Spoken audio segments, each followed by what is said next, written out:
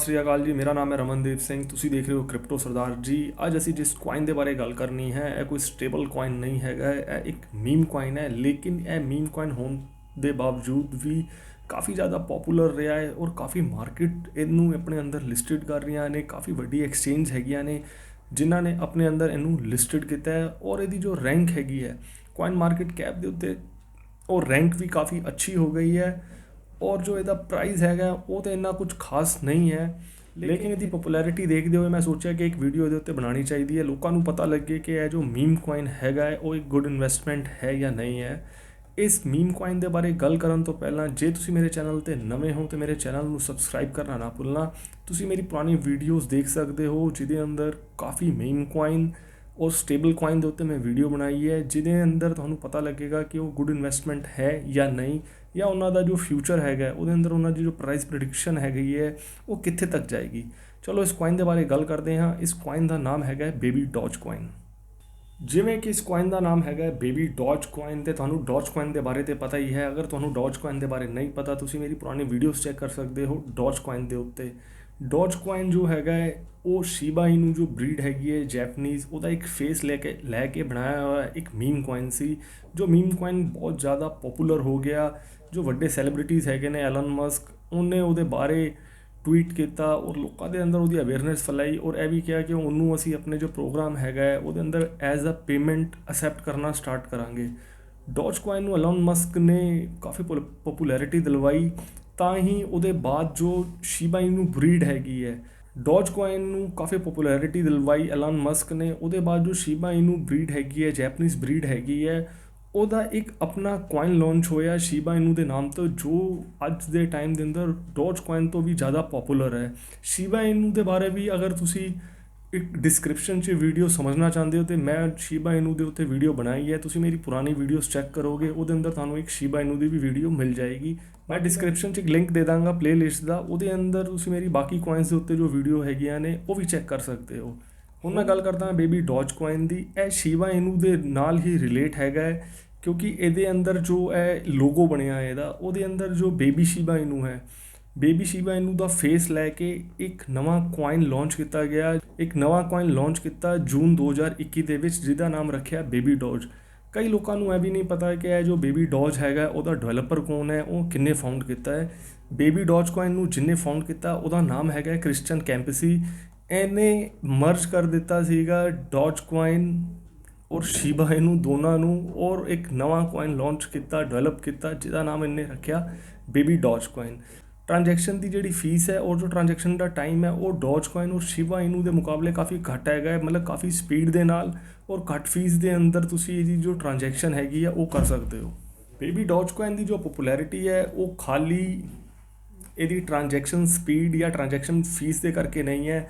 ਜੋ baby Doge coin ਦੀ ਜੋ popularity ਹੈਗੀ ਹੈ ਉਹ ਇੱਕ ਨਵਾਂ ਸਿਸਟਮ ਜੋ ਜਿਹਨੂੰ ਕਹਿੰਦੇ ਨੇ ਇੰਟਰਗੇਟਿਡ ਸਮਾਰਟ ਸਟੇਕ ਸਿਸਟਮ, ਇਹ ਜੋ ਸਿਸਟਮ ਹੈਗਾ ਇਹਦੇ ਕਰਕੇ ਜੋ ਹੈ ਬੇਬੀ ਡੌਜ ਹੈ ਇਹ ਕਾਫੀ ਪਪੂਲਰ ਹੋਇਆ। ਇਹਦੇ ਅੰਦਰ ਕੀ ਹੁੰਦਾ ਉਹ ਮੈਂ ਤੁਹਾਨੂੰ ਐਕਸਪਲੇਨ ਕਰ ਦਿੰਦਾ। ਇਹਦੇ ਅੰਦਰ ਅਗਰ ਮੰਨ ਲਓ ਤੁਸੀਂ ਬੇਬੀ ਡੌਜ ਦੇ 1000 ਕੁਆਇਨ ਪਰਚੇਜ਼ ਕਰਕੇ ਆਪਣੇ ਵਾਲਟ 'ਚ ਰੱਖੇ ਔਰ ਉਹਦੇ ਬਾਅਦ ਮੈਂ ਜਾਂ ਕਿਸੇ ਥਰਡ ਪਰਸਨ ਨੇ ਵੀ ਬੇਬੀ ਡੌਜ ਕੁਆਇਨ ਦੇ ਕੁਆਇਨਸ ਜਿਹੜੇ ਹੈਗੇ ਨੇ ਉਹ ਪਰਚੇਜ਼ ਕੀਤੇ, ਅਤੇ ਹਰ ਇੱਕ ਟ੍ਰਾਂਜੈਕਸ਼ਨ ਦੇ ਨਾਲ ਜੋ ਤੁਹਾਡੇ ਵਾਲਟ ਹੈਗਾ ਉਹਦੇ ਅੰਦਰ ਕੁਝ % ਜੋ ਕੁਆਇਨਸ ਹੈਗੇ ਨੇ ਉਹ ਆਟੋਮੈਟਿਕਲੀ ਅਪਡੇਟ ਹੋ ਜਾਂਦੇ ਨੇ। ਜਿਵੇਂ ਤੁਸੀਂ ਅਗਰ 1000 ਕੁਆਇਨ ਅੱਜ ਪਰਚੇਜ਼ ਕੀਤੇ ਔਰ ਕੱਲ੍ਹ ਤੱਕ ਇਹਦੀ ਬਲੌਕਚੇਨ ਦੇ ਅੰਦਰ 10 ਤੋਂ 20 ਟ੍ਰਾਂਜੈਕਸ਼ਨਸ ਹੋਰ ਹੋਈਆਂ, ਅਤੇ ਉਹ ਜੋ 20 ਟ੍ਰਾਂਜੈਕਸ਼ਨਸ ਹੈਗੀਆਂ ਨੇ ਉਹ ਕੁਝ ਪੁਆਇੰਟ ਦੇ ਅੰਦਰ ਤੁਹਾਨੂੰ ਜੋ ਇਹ ਬੇਬੀ ਡੌਜ ਕੁਆਇਨ ਹੈਗੇ ਨੇ ਉਹ ਕਮਾ ਕੇ ਦੇਗੀ, ਉਹ ਅਰਨ ਕਰਕੇ ਦੇਗੀ ਔਰ ਉਹ ਤੁਹਾਡੇ ਵਾਲਟ ਦੇ ਅੰਦਰ ਆਟੋਮੈਟਿਕਲੀ ਐਡ ਹੋ ਜਾਂਦੇ ਨੇ। ਅਤੇ ਇਹ ਜੋ ਸਿਸਟਮ ਹੈਗਾ ਇਹਨਾਂ ਨੇ ਕਾਫੀ ਅੱਛਾ ਕੀਤਾ ਹੈ। ਮਤਲਬ ਜਿਵੇਂ ਇੱਕ ਛੋਟਾ ਜਿਹਾ ਜੋ ਪੱਪੀ ਹੁੰਦਾ ਹੈ ਉਹਨੂੰ ਜਿਵੇਂ ਤੁਸੀਂ ਵੱਧਦੇ ਹੋਏ ਦੇਖੋਗੇ ਕਿ ਬਈ ਉਹ 1 ਸਾਲ ਬਾਅਦ, 2 ਸਾਲ ਬਾਅਦ, 4 ਸਾਲ ਬਾਅਦ ਵੱਡਾ ਹੋ ਜਾਏਗਾ, ਉੱਦਾਂ ਹੀ ਜੋ ਇਹਦੇ ਕੁਆਇਨਸ ਹੈਗੇ ਨੇ ਜਦ ਉਹ ਤੁਸੀਂ ਵਾਲਟ ਦੇ ਅੰਦਰ ਇੱਕ ਵਾਰੀ ਉਹਨੂੰ ਪਰਚੇਜ਼ ਕਰਕੇ ਰੱਖ ਲਓਗੇ ਅਤੇ ਉਹ ਆਟੋਮੈਟਿਕਲੀ ਵੱਧਦੇ ਰਹਿਣਗੇ। ਤੁਹਾਨੂੰ ਮਤਲਬ ਕੋਈ ਡਿਫਰੈਂਟ ਐਪ 'ਤੇ ਨਹੀਂ ਜਾਣਾ ਪਏਗਾ ਉਹਨੂੰ ਸਟੇਕ ਕਰਨ ਲਈ, ਜਿੱਦਾਂ ਕਿ ਬਾਕੀ ਕੁਆਇਨ ਸਟੇਕ ਹੁੰਦੇ ਨੇ ਔਰ ਵੱਧਦੇ ਨੇ। ਹੁਣ ਇਹਦੀ ਬਲੌਕਚੇਨ ਦੀ ਗੱਲ ਕਰਦੇ ਹਾਂ ਕਿ ਇਹ ਕਿਹੜੀ ਬਲੌਕਚੇਨ ਤੇ ਬੇਸਡ ਹੈਗਾ ਹੈ। ਇਹ ਈਥਰਮ ਦੀ ਜਿਹੜੀ ਬਲੌਕਚੇਨ ਹੈਗਾ ਉਹਦੇ ਉੱਤੇ ਵੀ ਬੇਸਡ ਹੈ ਔਰ ਜੋ ਬਾਈਨੈਂਸ ਦੀ ਬਲੌਕਚੇਨ ਹੈ ਉਹਦੇ ਉੱਤੇ ਵੀ ਬੇਸਡ ਹੈ। ਅਤੇ ਤੁਸੀਂ ਇਹਨੂੰ BSC ਸਕੈਨ ਮਤਲਬ ਬਾਈਨੈਂਸ ਦੇ ਉੱਤੇ ਵੀ ਇਹਨੂੰ ਤੁਸੀਂ ਪਰਚੇਜ਼ ਕਰ ਸਕਦੇ ਹੋ, ਜਾਂ ਤੁਸੀਂ ਈਥਰਮ ਦੇ ਨਾਲ ਇਹਨੂੰ ਸਵੈਪ ਕਰਕੇ ਤਾਂ ਵੀ ਤੁਸੀਂ ਇਹਨੂੰ ਪਰਚੇਜ਼ ਕਰ ਸਕਦੇ ਹੋ। ਇਹ ਦੋਨਾਂ ਦੇ ਉੱਤੇ ਹੀ ਬੇਸਡ ਹੈਗਾ ਹੈ। ਹੁਣ ਮੈਂ ਗੱਲ ਕਰਦਾ ਹਾਂ ਟੋਟਲ ਸਪਲਾਈ ਦੀ ਕਿ ਟੋਟਲ ਸਪਲਾਈ ਕਿੰਨੀ ਹੈਗੀ ਹੈ ਇਸ ਕੁਆਇਨ ਦੀ। ਅਗਰ ਮੈਂ ਨੰਬਰਸ ਦੀ ਗੱਲ ਕਰਾਂ ਤੇ ਨੰਬਰ ਦੇ ਅੰਦਰ ਤੁਸੀਂ 420 ਦੇ ਬਾਅਦ 15 0 ਲਗਾ ਲਓ ਤੇ ਇੰਨੇ ਸਾਰੇ ਕੁਆਇਨਸ ਹੈਗੇ ਨੇ ਜੋ ਇਹਦੀ ਮਤਲਬ ਟੋਟਲ ਸਪਲਾਈ ਹੈ ਜੋ ਮਾਰਕੀਟ ਦੇ ਅੰਦਰ ਸਰਕੂਲੇਟ ਹੋਣੇ ਨੇ। ਅਗਰ ਇਹਦੇ ਸ਼ਾਰਟ ਫਾਰਮ ਦੇ ਅੰਦਰ ਦੱਸਾਂ ਤੇ 420 ਕੁਆਡਰਿਲੀਅਨਸ।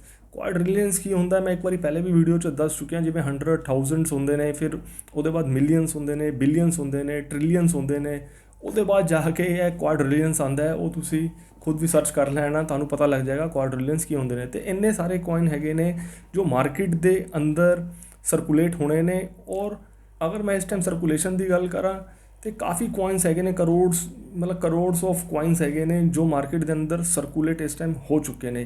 ਵੈਸੇ ਤਾਂ ਇਹ ਇੱਕ ਮੀਮ ਕਰੰਸੀ ਹੈਗੀ ਹੈ, ਲੇਕਿਨ ਜੋ ਸਰਟਿਕ ਹੈਗੀ ਹੈ, ਸਰਟਿਕ ਵਰਗੀ ਜੋ ਵੱਡੀ ਕੰਪਨੀ ਹੈ, ਉਹਨੇ ਇਹਨੂੰ ਆਡਿਟ ਕੀਤਾ ਹੈ ਤੇ ਕਿਤੇ ਨਾ ਕਿਤੇ ਇਹ ਇੱਕ ਜੋ ਆਪਣੇ ਐਂਸੈਸਟਰ ਹੈਗਾ ਜਿਵੇਂ ਡੋਜ ਕੋਇਨ ਜਾਂ ਸ਼ੀਬਾ ਇਨੂ ਹੈ, ਇਹ ਉਹਦੀ ਲਾਈਨ ਤੇ ਚੱਲ ਰਿਹਾ ਹੈ। ਤੇ ਇੱਕ ਡੋਜ ਫੈਮਿਲੀ ਦੇ ਅੰਦਰ ਜੋ ਇੱਕ ਡੋਜ ਫੈਮਿਲੀ ਹੈਗੀ ਹੈ ਜਿਹਦੇ ਅੰਦਰ ਸਾਰੇ ਡੌਗ ਕੋਇਨਸ ਹੈਗੇ ਨੇ, ਤੇ ਉਹਦੇ ਅੰਦਰ ਇਹ ਸ਼ਾਇਦ ਆਉਣ ਵਾਲੇ ਟਾਈਮ ਦੇ ਅੰਦਰ ਇੱਕ ਅੱਛੀ ਗਰੋਥ ਕਰੇਗਾ। ਔਰ ਜਿੱਦਾਂ ਕਿ ਡੋਜ ਕੋਇਨ ਔਰ ਸ਼ੀਬਾ ਇਨੂ ਨੇ ਆਪਣਾ ਨਾਮ ਬਣਾਇਆ, ਉੱਦਾਂ ਹੀ ਹੈ ਜੋ ਬੇਬੀ ਡੋਜ ਹੈ ਆਪਣਾ ਨਾਮ ਬਣਾਏਗਾ। ਹੁਣ ਮੈਂ ਗੱਲ ਕਰਦਾ ਹਾਂ ਕੋਇਨ ਮਾਰਕੀਟ ਕੈਪ ਤੇ ਇਹਦੀ ਰੈਂਕ ਦੇ ਬਾਰੇ ਕਿ ਇਹਦੀ ਰੈਂਕ ਕਿੰਨੀ ਹੈ।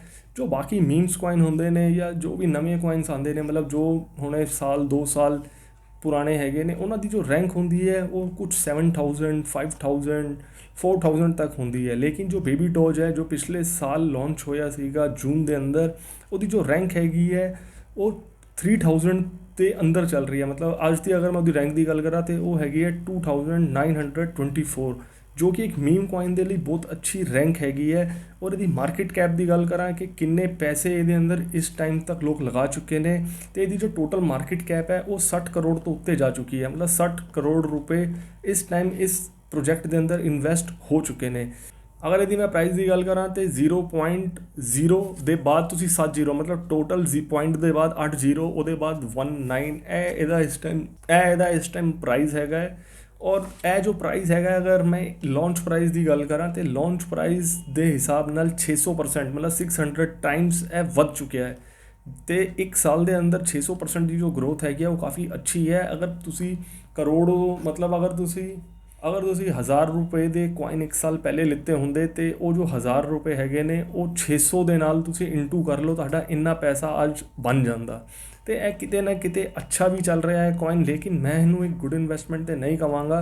ਅਗਰ ਤੁਸੀਂ ਇਹਦੇ ਅੰਦਰ ਆਪਣਾ ਪੈਸਾ ਇਨਵੈਸਟ ਕਰਨਾ ਚਾਹੁੰਦੇ ਹੋ ਤੇ ਉਨੇ ਹੀ ਪੈਸੇ ਇਨਵੈਸਟ ਕਰਨਾ ਜੋ ਤੁਹਾਡੇ ਅਗਰ ਜ਼ੀਰੋ ਹੁੰਦੇ ਨੇ ਤੇ ਤੁਹਾਨੂੰ ਕੋਈ ਜ਼ਿਆਦਾ ਫਰਕ ਨਾ ਪਏ। ਮਾਰਕੀਟ ਦੀ ਗੱਲ ਕਰ ਲੈਂਦੇ ਹਾਂ, ਐਕਸਚੇਂਜ ਦੀ ਗੱਲ ਕਰ ਲੈਂਦੇ ਹਾਂ ਕਿ ਕਿਹੜੀ ਐਕਸਚੇਂਜ ਦੇ ਅੰਦਰ ਇਹ ਲਿਸਟਡ ਹੈਗਾ ਹੈ। ਜੋ ਵੱਡੀ ਕੰਪਨੀਜ਼ ਹੈਗੀਆਂ ਨੇ ਜਿਵੇਂ Gate.io ਹੈਗਾ ਹੈ, ਪੈਨਕੇਕ ਹੈਗਾ ਹੈ, ਯੂਨੀਸਵੈਪ ਹੈਗਾ ਹੈ, ਹੋਰ ਵੀ ਜੋ ਬਾਹਰ ਦੀ ਐਕਸਚੇਂਜ ਹੈਗੀਆਂ ਉਹਨਾਂ ਨੇ ਆਪਣੇ ਅੰਦਰ ਇਹਨੂੰ ਲਿਸਟਡ ਕੀਤਾ ਹੋਇਆ। ਤੁਸੀਂ ਇਹਨੂੰ ਉਧਰੋਂ ਪਰਚੇਸ ਕਰ ਸਕਦੇ ਹੋ। ਜੇ ਮੈਂ ਕਿਸੇ ਇੰਡੀਅਨ ਐਕਸਚੇਂਜ ਦਾ ਨਾਮ ਲਵਾਂ ਤੇ ਕਿਸੇ ਵੀ ਇੰਡੀਅਨ ਐਕਸਚੇਂਜ ਨੇ ਹੁਣੇ ਇਹਨੂੰ ਆਪਣੇ ਅੰਦਰ ਲਿਸਟਡ ਨਹੀਂ ਕੀਤਾ ਹੈ। ਸ਼ਾਇਦ 2022 ਦੀ ਮਿਡ ਦੇ ਅੰਦਰ ਜਾ ਕੇ ਇਹਨੂੰ ਲਿਸਟਡ ਕਰ ਲੈਣ। ਅਗਰ ਉਹ 2022 ਦੇ ਅੰਦਰ ਇਹਨੂੰ ਲਿਸਟਡ ਕਰਦੇ ਨੇ ਤੇ ਜੋ ਇਹਦਾ ਪ੍ਰਾਈਸ ਹੋਏਗਾ ਉਹ ਕਾਫੀ ਅੱਛਾ ਜਾਏਗਾ ਔਰ ਇਹ ਅੱਛੀ ਗਰੋਥ ਕਰੇਗਾ ਜੇ ਇੰਡੀਅਨ ਐਕਸਚੇਂਜ ਇਹਨੂੰ ਲਿਸਟਡ ਕਰਦੇ ਨੇ।